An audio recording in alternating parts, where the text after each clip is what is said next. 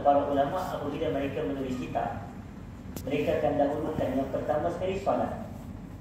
Tapi kita tahu bagaimana nak solat kalau kita ini berhadas. Macam mana kalau nak solat, ataupun bagaimana nak solat dalam keadaan pakaian ada najis, atau badan ada najis, atau tempat solat ada najis. Jadi para ulama ni sebelum mereka membahas berkenaan solat, mereka dahulukan solat dengan apa? Taharah terlebih dahulu. Maknanya perbahasan bersuci terlebih dahulu. Walaupun bersuci tak termasuk dalam rukun Islam, betul atau tidak? Bersucinya tidak termasuk dalam rukun Islam yang 5.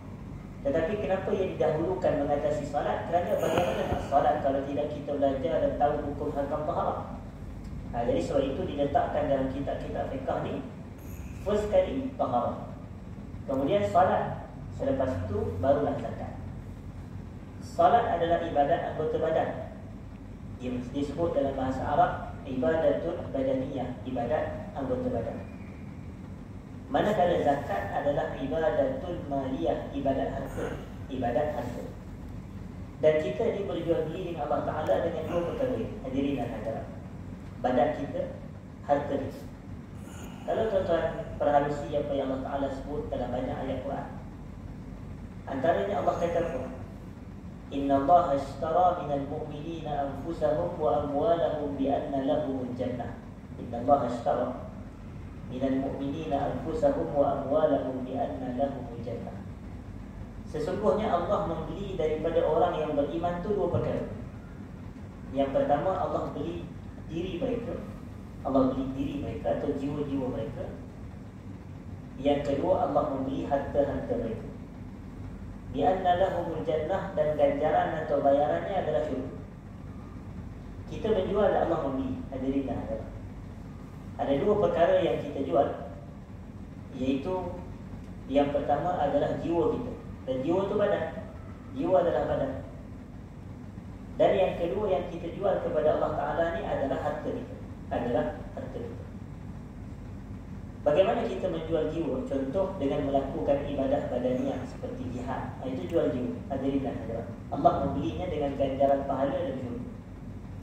Dan kemudian salat. Salat adalah ibadah badaniah. Ini kita menjual jiwa kepada Allah. Dan yang ketiganya adalah puasa sebagai contoh. Yang ini pun kita menjual jiwa kepada Allah.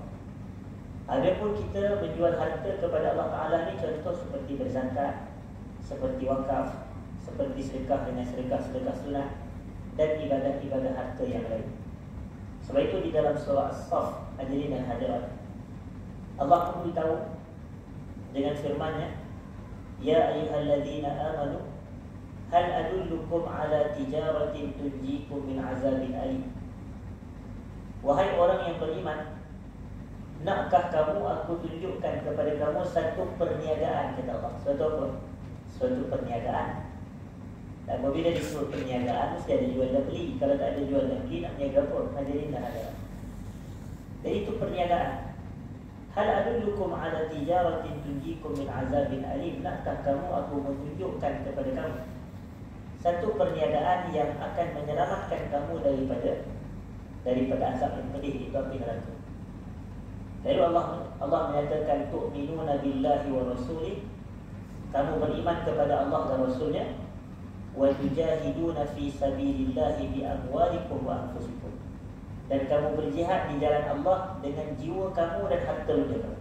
Dengan jiwa kamu dan harta kamu.